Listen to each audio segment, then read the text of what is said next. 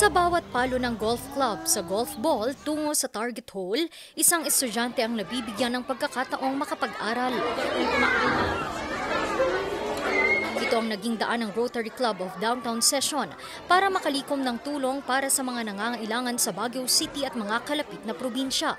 Ito ang taunang Emma Cup na idinadaos ng grupo mula pa taong 2004. Noong Biyernes, March 8, namahagi sila ng school supply packs sa ilang mag-aaral ng Country Club Elementary School. Bigay tayo ng 100 packs na educational supplies and vitamins sa mga students doon. Syempre with the coordination of yung Korean sister club natin, yung Rotary Club of Chuncheon Hamyum. Natin, sila yung pag-asa talaga ng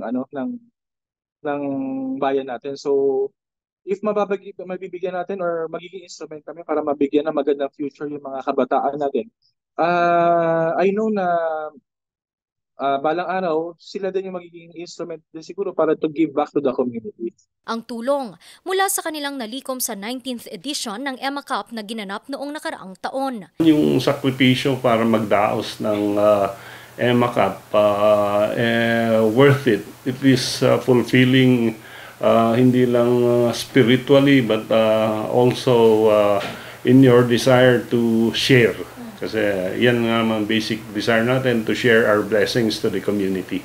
Nauna nang namahagi ng tulong ang grupo sa ilang mga benepisyaryo sa Cordillera. Outside Baguio, we already had several projects dun sa Kibungan and dun sa other municipalities of Benguet. Namin to help our basic communities, especially yung needs ng ating school children.